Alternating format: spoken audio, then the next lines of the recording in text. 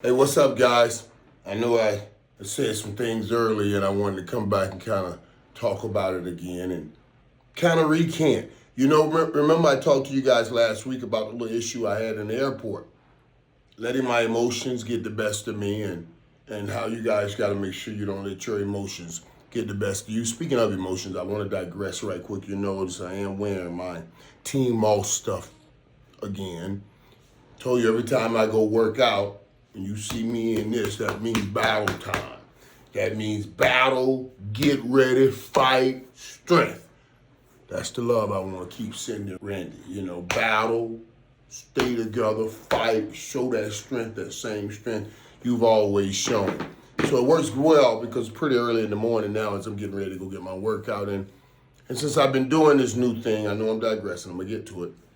Since I've been doing this new thing with my hair, having the Team Moss t-shirt, but also the Team Moss Scully really works because you get up in the morning now and I don't have that low cut, his hair be everywhere, literally everywhere, you see, literally everywhere.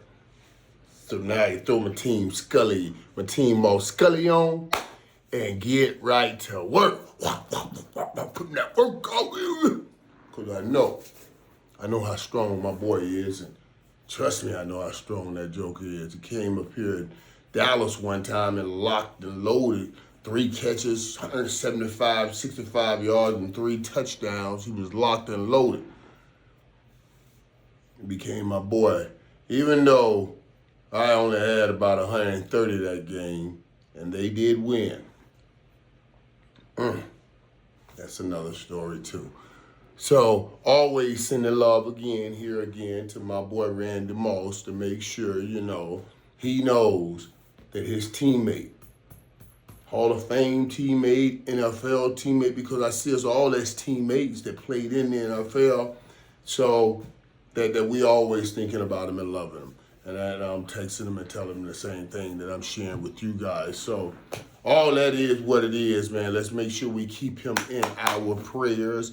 And I don't want anybody to let this go. Let's keep him in our prayers. Man, it's given us so many great moments, so many great things. We just want to keep trying to pass back great things. It's called reciprocation. You know what I mean? Now, let's get back to what we were talking about prior to me explaining. I got bad hair and Randy Moss important and all of those things. Let me tell you what I wanted to talk about. I know, like I talked about when I told you I was emotional at the airport. And I said, I got to monitor that because our emotions puts us in a different place. The last thing I want is trouble or problem. I'm just trying to walk this thing out, land this plane smoothly. You know what I mean? As I am in a landing pattern. You know what I mean. But I thought to myself, I let the emotions get the better of me at that airport. I got to watch that.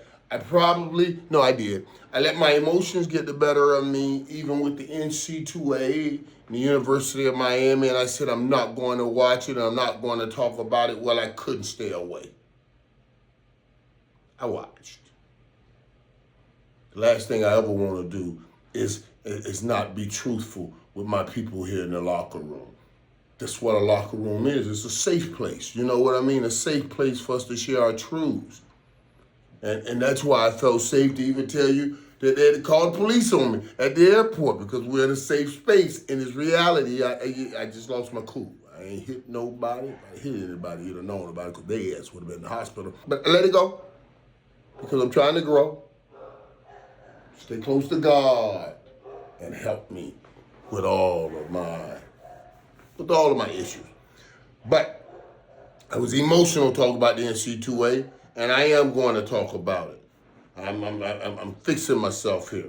But boy, I want to laugh at that shit. I want to laugh at him because you could tell, and I always say this, you guys don't get it. You don't get it. You know damn well you don't understand. I know you have a few guys in there, but you need more understanding. College football and NFL football is different. There's such a big break between the end of the season and all of these bowl games. And you didn't even take that into your equation when you did the calculations on how to weigh this out. Here's the biggest boo-boo that you guys let out when you do. Here, all 4 teams with the bye lost. Why is that? Why is that? Because people don't understand, and they are not like us. They don't understand that we are in the business of skill and will. Skill and will. We are in the business of no such thing as isolated success. Everything works interdependent and interconnected. And when you take off the kind of days the number 1 seed has taken off, and then you play a team that played far less, that has far less days off than you. Let me give you an example. Wrote it down right here for you. Ohio State beat Oregon, 41-21, January 1st. Ohio State last played December 21st.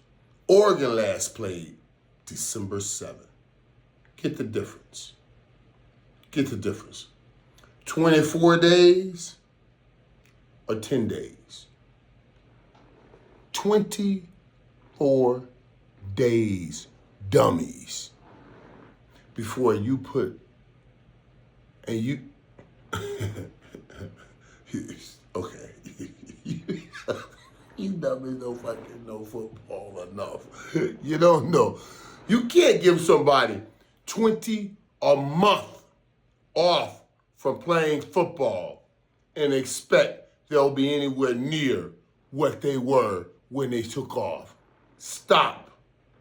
You're a dummy. Dummy 1. Here's number 2. Penn State beat Boise State 31-14, December 31st. Penn State last played 10 days ago on December 21st. Boise State last played December 6th. Dummy 2. Texas beat Arizona State 39-31 in OT. Texas last played December 21st. Arizona State last played December 7th. Same issue, same problem. Dummy number 3. And Notre Dame beat Georgia 23-10 on the 2nd. We all know and praying for all the victims and anyone who have gotten hurt and all of their family members of that senseless act that happened in New Orleans. Let's just say that. Oh my God. Oh my God. On New Year's Day. Oh my God. But the game was Notre Dame beat Georgia 23-10 January 2nd because they postponed the game on the 1st out of respect for the ones that were lost. Notre Dame last played on the 20th. And again, Georgia last played December 7th. All the teams that earned the bye lost. That's because the dummies that made up this college football series, they don't know enough. You see, they haven't spent enough damn days in uniforms. They've spent all of their life wearing suits and thinking they know everything for everybody. They've gone to the place now where they override victories because they think they know what's best. They think they know everything for everybody. But fuck your dummies. You're a bunch of dummies. You don't know what's best. And you screwed it up. The first year's a screw up. None of the number 1 seeds made it past the first game. Go back. Put that in your pipe and smoke it. Your asses are dumb. That's all. You hadn't won enough championships. You should have somebody on there like me so I could tell you how important it is to keep guys ready. You know what I mean? But no, You put your suit on and you tie up. You don't put on pads and then tie up cleats. You tie up ties. You ain't tying up cleats. That's why your ass a dummy. Talk to people that tie up cleats. Well, I've tied up cleats and ties. But when I tied up my cleats, I won championships all the time. So I know, dummies. I'm on y'all ass too forever. I want you to know this. Anytime I get a chance to call your asses a dummy, I'm gonna put it out there. I'm on your asses forever. Because I'm gonna carry this forever. I know people want to say, well, Miami lost them game. Yeah, they did. At the end of the season, they did, but I don't care. I still say, Miami should have gotten in.